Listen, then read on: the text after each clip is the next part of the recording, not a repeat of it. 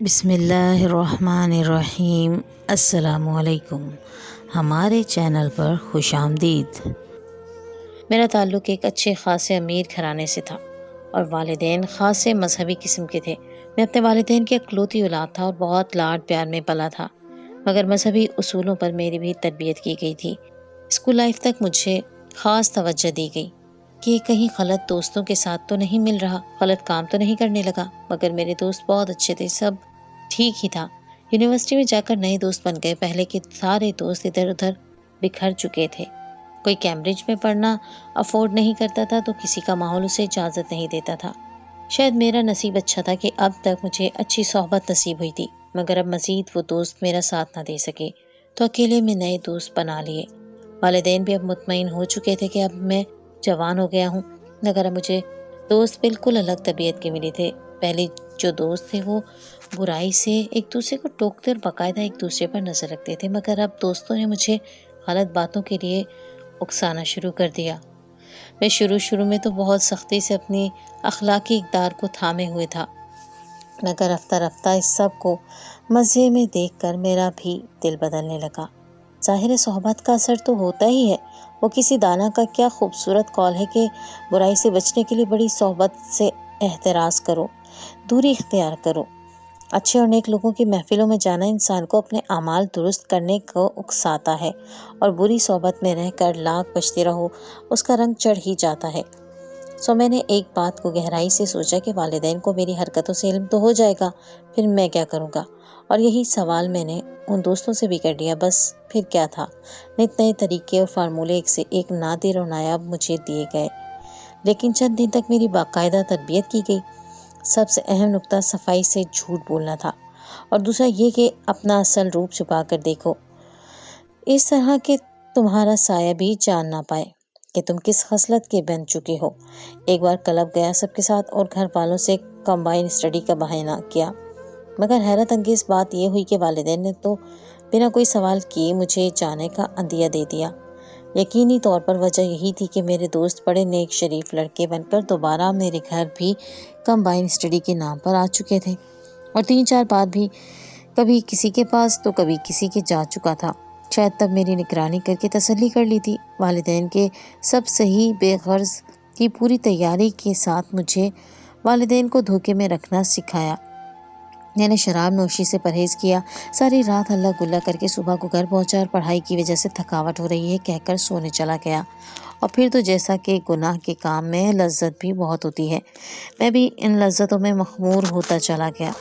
چند ماہ میں لڑکیوں کے ساتھ فزیکل ریلیشنز بھی قائم کرنے لگا تھا، بس احتیاط لازم کرتا تھا کہ کسی کو کانوں کان خبر نہ ہونے پائے کہ میں یہ کام کر رہا ہوں۔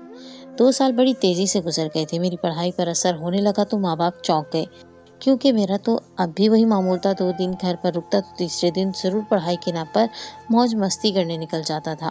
سونے پہ سہاگا میرے پرانے دوستوں نے اکٹھے ہونے کا پروگرام بنایا تو میں بھی شامل تھا، مگر ان کے سامنے میں بن کر نہ رہ سکا، اور وہ میری عادتوں سے بخوبی واقف تھے، سو جان گئے کہ میں پہلے جیسا نہیں رہا۔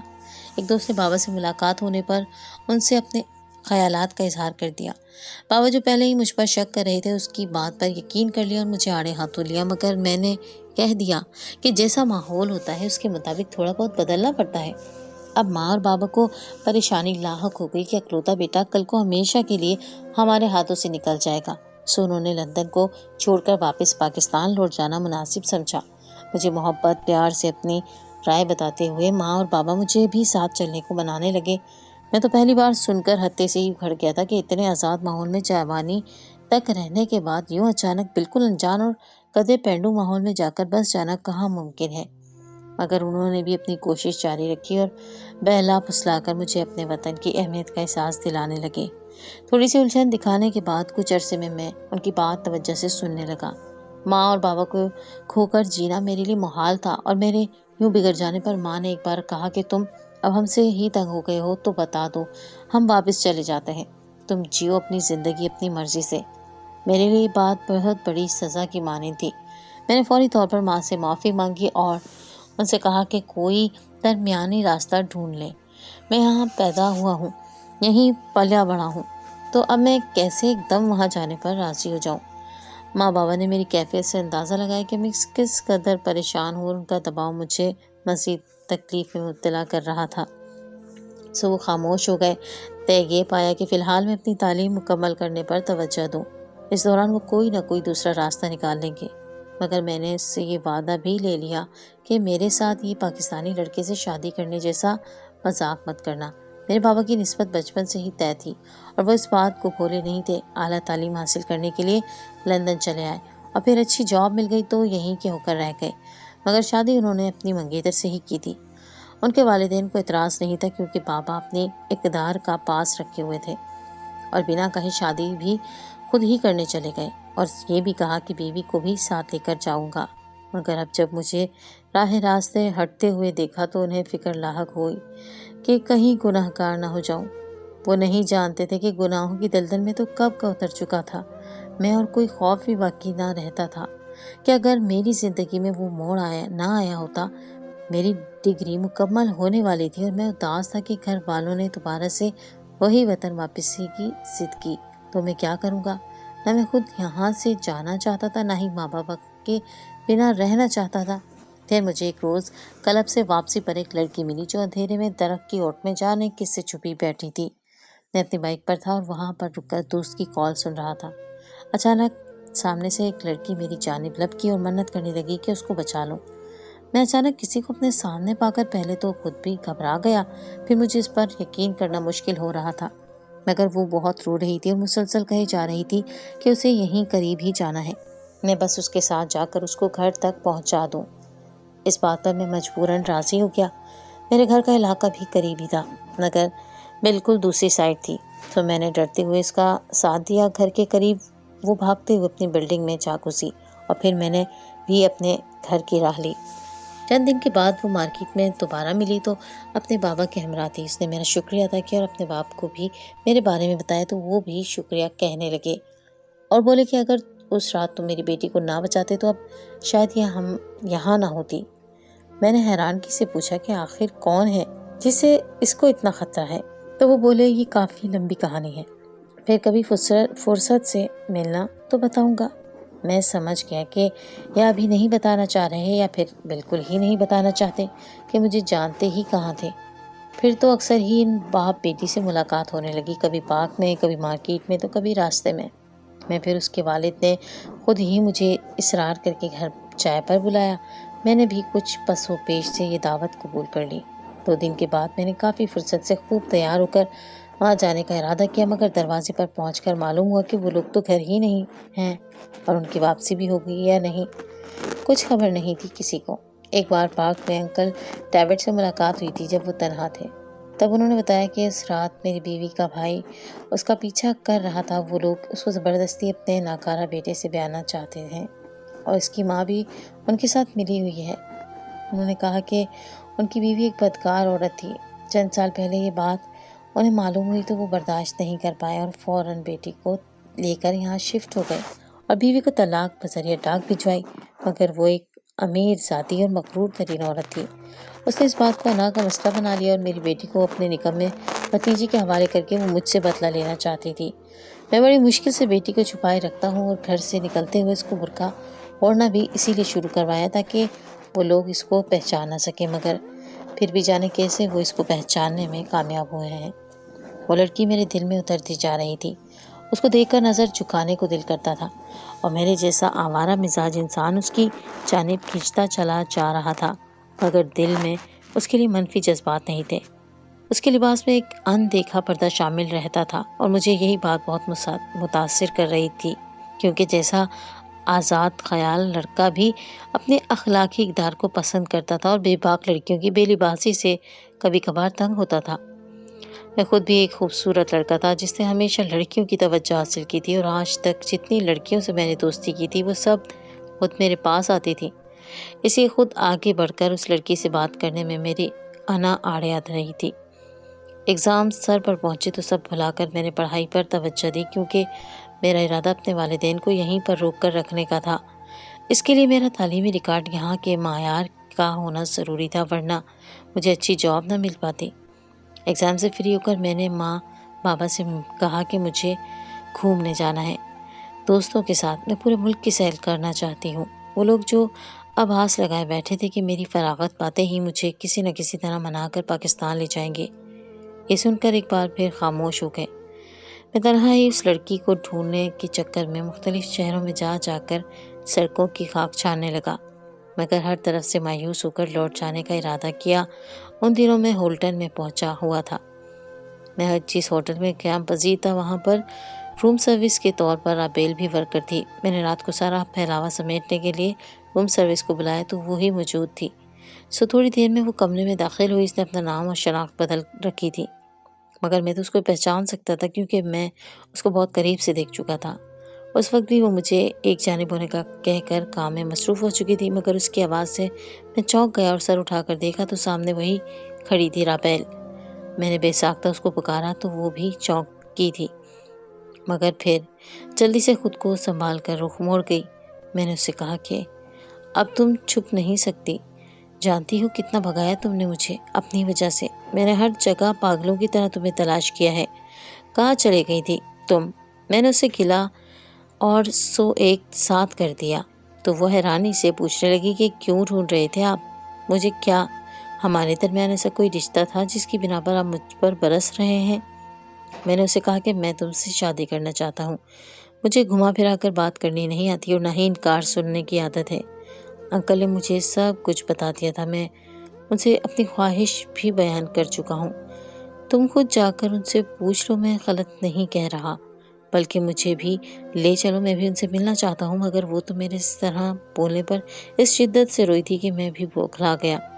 مجھے لگا کہ شاید میرا طریقہ تھا اس لیے یہ ایسے رو رہی ہے، مگر تب اس نے بتایا کہ اس کے ماموں ان کے گھر کا پتہ جان گئے تھے تو وہ لوگ جگہ بدلنے کو وہاں سے بھاگ نکلے، مگر راستے میں اس کے باپ نے اسے چھپا کر خود وہاں سے دوسری جانب بھاگ کر اسے بچا لیا۔ اس کوشش میں اس کے باپ کی جان چلی گئی تھی، مگر اس کو اپنے باپ سے کیا وعدہ نبھانا تھا، سو اپنی جان بچانے کے وہ چھپ گئی اور پھر اپنے باپ کا آخری دیدار کیے وہ یہاں آن بسی۔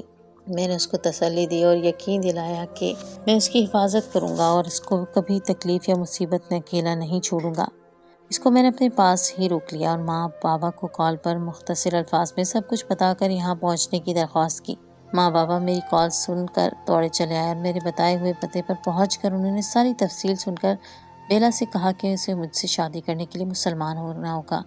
بیلا نے کہا کہ اس کو اس سب پر کوئی اعتراض نہیں ہے، وہ فوری طور پر مسلمان ہونے کو راضی تھی۔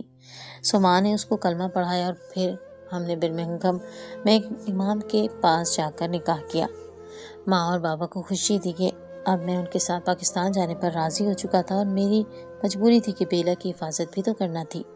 ہم رات کو گھر لوٹ گئے تھے۔ گھر پہنچ کر بیلا کو ماں نے سختی سے تائید کی کہ وہ گھر میں ہی رہے گی اور کبھی کھڑکی میں بھی نہیں جھانکے گی۔ ماں بہت خوفزدہ تھی کہ پاکستان جانے سے پہلے کہیں وہ گنڈے پھر سے بیلا کو ڈھونڈ نہ لیں۔ پھر جلد سے جلد پیپر ورک مکمل ہوا اور ماں بابا اور بیلا اگلے ماہ پاکستان پہنچ چکے تھے۔ وہاں پہنچ کر میں نے اور بابا نے جاب کے لیے اپلائی کیا اور ساتھ میں بابا نے گھر بھی خرید لیا۔ مجھے ایک ملٹی نیشنل کمپنی میں اچھی پوسٹ پر جاب مل گئی تھی اور بابا کو بھی ایک پرائیویٹ فرم میں جاب مل گئی تھی۔ ماں نے شادی کی تیاریاں شروع کر دی۔ ان کا کہنا تھا کہ ان کے گھر واحد خوشی ہے تو وہ ساری خواہشیں پوری کریں گی۔ اوپر کے پورشن میں میری رہائش تھی اور نیچے کے پورشن میں ماں بابا کے ساتھ بیلا تھی جس کو ماں نے 7 پردوں میں چھپا رکھا تھا۔ شادی خوب دھوم دھام سے ہوئی تھی اور پھر بیلا بھی رخصت ہو کر میرے کمرے میں پہنچ گئی۔ میں اپنی خوشی پا کر بہت خوش تھا اور بیلا اپنے بابا کی یاد میں غمگین بیٹھی آنسو بہا رہی تھی۔ میں نے اس کو سینے سے لگا کر دلاسا دیا۔ ہماری نئی زندگی کا آغاز ہو چکا تھا، ہم ایک ساتھ بہت خوش تھے۔ مجھے وہ کبھی کبھی بہت معصوم لڑکی لگتی تھی جسے دنیا کی کوئی خبر نہیں تھی، جس کی دنیا بس اچھا کھانا اور اچھی تعلیم تھی۔ اس کا کہنا تھا کہ نہ اس نے کوئی دوست بنائے، نہ کوئی ناجائز تعلقات رکھے ہوئے تھے، بلکہ ایک روز میں نے اس سے اس کے بارے میں سوالات کرتے ہوئے شراب کے بارے میں سوال کیا تو اس کے جواب نے مجھے حیرت سے ایک پل کے لیے دنگ کر دیا تھا۔ وہ بول رہی تھی کہ اس نے کبھی زندگی میں شراب نہیں چکھی تھی۔ جب ہماری شادی کی تیاریاں ہو رہی تھیں تب مجھے اچانک ایک بات پوری طرح کھٹکنے لگی۔ میں نے سنا تھا کہ عیسائی سور کا گوشت کھاتے ہیں۔ سور کیچڑ میں پڑنے والا ایک غلیظ جانور ہے اور میں نے ایک ریسرچ میں پڑھا تھا کہ اس کا گوشت کھانے والے تمام لوگ بدفعلی اور حرام عمل کا شکار ہوتے ہیں۔ ان لوگوں کے جسم سے بدبو آتی ہے اور ان کے شوہر یا بیوی کسی دوسرے سے تعلقات رکھیں تو انہیں اچھا لگتا ہے، اور میں نے یہ بات اپنے گرد گرد بہت زیادہ محسوس بھی کی تھی۔ لندن میں ہمارا گھر ایک اچھے علاقے میں تھا۔ ہمارے ارد گرد مسلمانوں کی تعداد بہت کم تھی، جبکہ عیسائی لوگ زیادہ تھے۔ اس لیے میں نے عیسائیوں کے بارے میں بہت کچھ جانتا تھا، جس میں سر فہرست ان کا پسندیدہ کھانا تھا جو کہ سور کا گوشت تھا۔ مجھے بار بار یہ سب سوچ کر عجیب سی بے چینی ہو رہی تھی کہ کہیں بیلا بھی سور کا گوشت کھاتے رہنے کی وجہ سے ان برائیوں کا شکار نہ ہو۔ انہی سوچوں میں گم ہماری شادی ہو گئی۔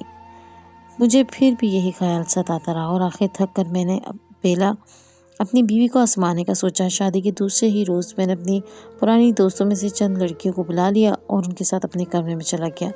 میرا مقصد صرف اتنا تھا کہ اپنی بیوی کے سامنے یہ ظاہر کروں گا کہ میں لڑکیوں کے ساتھ غلط قسم کے تعلقات رکھنے والا انسان ہوں، اور اگر وہ مجھ پر بھڑک جاتی تو میں اس سے بہانے سے پوچھ لیتا کہ کیا وہ یہ سب نہیں کرتی رہی تھی۔ اس طرح وہ خود ہی اپنی زبان سے سارا سچ اگل دیتی۔ جو بھی تھا، میں یہ بات ذہن نشین کر چکا تھا کہ خود میں بھی گناہوں میں لتھڑا بدکار مرد رہ چکا ہوں۔ اس ناطے سے اگر میری بیوی کے اس قسم کے تعلقات رہ چکے تھے تو مجھے یہ سب برداشت کرنا چاہیے، مگر اس کا رد عمل مجھے حیرت میں مبتلا کر دینے کو کافی تھا۔ جب میں چند گھنٹے اسی کمرے میں ان لڑکیوں کے ہمراہ رکنے کے بعد کمرے سے نکلا تو میری بیوی جو پہلے سامنے ہی موجود تھی اب کہیں نظر نہ آئی۔ ان لڑکیوں کو اسی کمرے میں رکے رہنے کا بول کر میں اپنے کمرے میں بیوی کی تلاش کرنے گیا تو وہ بیڈ کی دوسری جانب فرش پر کونے میں یوں چھپ کر بیٹھی تھی کہ جیسے وہ نہ چاہتی تھی کہ اس کو کوئی دیکھ سکے۔ میں نے کمرے کی لائٹ آن کی اور اس تک پہنچا۔ دل کے کونے میں یہ خواہش تھی کہ کاش وہ ایسا کچھ نہ کہے جو میں سمجھ رہا ہوں۔ میں نے اس کو قریب جا کر پکارا تو اس نے چہرہ اوپر کیا۔ اس کی آنکھیں سرخ ہو رہی تھیں اور آنسوؤں کا ایک جہان تھا جو بہہ جا رہا تھا۔ میں نے اس سے رونے کی وجہ پوچھی تو کہنے لگی، مجھے آپ نے بہت مایوس کیا ہے۔ آپ کیسے مسلمان ہیں کہ اتنے بڑے بڑے گناہ بڑی تسلی سے گھڑ لیتے ہیں؟ کہ آپ کو اللہ کا خوف بھی نہیں ہے اور میرے جذبات کی بھی کوئی پرواہ نہیں ہے؟ میرے سامنے ہی آپ دوسری لڑکیوں کو میری جگہ اتنی آسانی سے کیسے دے سکتے ہیں؟ آپ پر کسی اور کا حق نہیں ہے تو پھر ایسا کیوں کیا آپ نے میرے ساتھ، وہ بھی مجھ سے اتنے وعدے کرنے کے بعد؟ کیا آپ کا مقصد صرف مجھے پانا تھا؟ کیا وہ تمام وعدے جو آپ نے مجھ سے کیے وہ جھوٹ تھے؟ آپ نے تو مجھے خوش رکھنے کا وعدہ کیا تھا اور کہا تھا کہ کبھی مجھے دوبارہ تکلیف پہنچانے نہیں دیں گے، پھر آپ خود ہی میری تکلیف کا سامان کیوں کر رہے ہیں؟ آپ جانتے ہیں میں نے ساری زندگی خود کو سنبھال کر رکھا تھا اور خواہش کی تھی کہ مرد مجھے ایسا ملے جو کم سے کم مجھ سے شادی کرنے کے بعد میرے حق پر ڈاکہ ڈالنے کا سوچ بھی نہ سکے۔ میں حیران رہ گیا کہ کون سی دنیا میں رہتی رہی ہے۔ اب تک جس کی ماں شدت پسند اور برے کردار کی عورت تھی اور باپ امن پسند تو تھا مگر عیسائی ہی تھا، جس کا ماننا تھا کہ جوانی تک اپنی بیٹی کو محفوظ رکھنا چاہتا ہوں، پھر جب وہ کسی کے ساتھ خود مطمئن اور محفوظ سمجھتی ہے تو میں اس کی فکر سے آزاد ہو جاؤں گا۔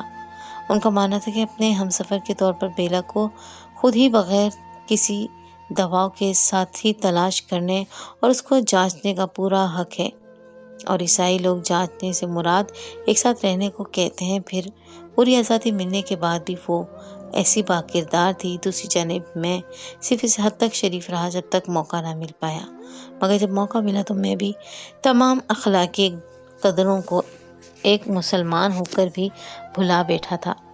مجھے واقعی اپنے رب کا کوئی خوف نہیں تھا۔ میں نے صرف ماں بابا اور دوسروں کو دکھانے کے لیے شرافت کا چوغا اوڑھے رکھا۔ میں بے حد شرمندہ تھا، جیسا میں خود تھا میں نے اس کو بھی ویسا ہی سمجھ لیا۔ میں نے اپنی بیوی سے معافی مانگی اور صاف الفاظ میں اس کو کہا، یہ بھی بتا دیا کہ مجھے شک تھا کہیں وہ جلد بازی میں نہ اسلام قبول کر بیٹھی ہو۔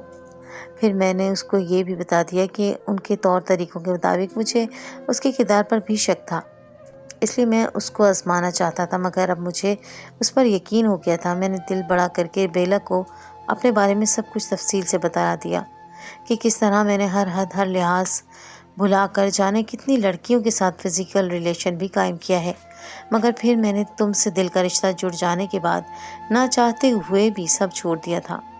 بس تمہیں دیکھ دیکھ کر جیتا تھا، مگر جب تم اچانک غائب ہوئی تو مجھے تمہاری اہمیت اور اپنے دل میں بنی تمہاری جگہ کا صحیح معنوں میں انداز ہوا تھا۔ میری بات پر ماریہ نے ہمیشہ والی حرکت دہرائی تھی۔ وہ بغیر کوئی جواب دیے کتنی دیر سر جھکا کر بیٹھی رہی اور پھر اس نے میرے سر پر دھماکہ کیا۔ وہ بولی، میں تو بچپن سے مسلمان ہوں مگر چھپ کر رہی۔ تم نے اسلام قبول کرنے کا کہا تو اس لیے ہی ساتھ چلے گئی تاکہ سب سمجھیں کہ میں نے تمہاری خاطر اسلام قبول کیا ہے۔ میں ہکا بکا سا ماریہ کو دیکھ رہا تھا۔ وہ مزید بولی کہ میں نے ہمیشہ خود کو گناہوں سے دور رکھا تھا مگر نہیں چاہتی تھی کہ گھر میں کسی کو بھی اس بات کا علم ہو، کیونکہ میں اپنے والدین کو کھونا نہیں چاہتی تھی۔ دراصل میں گریڈ 3 میں پڑھتی تھی جب مجھے یہ باتیں سننا اچھا نہیں لگتا تھا کہ عیسیٰ علیہ السلام خدا کا بیٹا ہے، مگر وہ خود کہتا ہے کہ میں اپنے رب کی طرف سے تمہارے لیے نبی بنا کر بھیجا گیا ہوں۔ میں ان پیچیدگیوں کو سمجھ نہیں پا رہی تھی۔ پھر میں نے فادر سے اس بارے میں سوال کیا تو انہوں نے اس طرح کے جواب دیے جن سے میں مزید مشکوک ہو گئے۔ فادر کا کہنا تھا کہ میں یہ باتیں سوچ کر گناہ کا ارتکاب کر رہی ہوں۔ ان کا کہنا تھا کہ مجھے اپنے دل و دماغ کو شک کرنے والے سوالات سے پاک کرنا ہوگا۔ میں پریشان تھی کہ جو کچھ ہولی بک میں لکھا ہے اس کا مطلب جاننے والے گنہگار کیسے ہو سکتے ہیں، مگر میں خاموش ہو گئی تھی۔ ظاہر ہے ابھی بچی تھی اور کیا کر سکتی تھی۔ تب ایک روز ایسے ہی لائبریری میں چند کتابیں گرنے پر میں حیران رہ گئی جب مجھے ایک بک میں چند آیات نظر آئی جن کا ترجمہ کچھ یوں تھا کہ زمین اور آسمان میں کھوج لگاؤ اور عقل والوں کے لیے اس میں نشانیاں ہیں۔ کچھ اس طرح کے الفاظ تھے۔ اب مجھے تجسس ہوا کہ دین تو کھوجنے کی اجازت دیتا ہے اور نشانیاں بھی دکھاتا ہے۔ سو میں نے قرآن ڈھونڈا اور انگلش میں سارا قرآن پڑھ لیا۔ میرے اندر سکون اتر گیا اور میرے دماغ کی سب الجھنیں دور ہو گئیں۔ یہ وہ وقت تھا جب میں ہر پل سوچ میں گم رہتی تھی اور ان دیکھی بے چینی محسوس کرتی تھی۔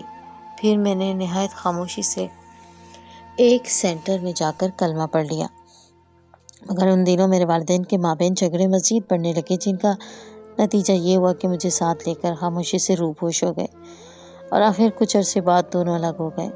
مجھے بھی ماں کی نام نہاد عزت کے ہاتھوں ذلیل ہونے کا ڈر تھا۔ وہ بابا سے اپنی بے عزتی کا بدلہ لینے کی خاطر مجھے مہرہ بنا کر استعمال کرنا چاہتی تھی، مگر پھر اللہ کی جانب سے مدد کو آن پہنچی جب دنوں میں اپنی جاب سے تنگ آ گئی تھی، اسی لیے میں نے آپ سے شادی کر لی۔ اب بیلا اور میری زندگی میں کچھ بھی منفی نہ تھا۔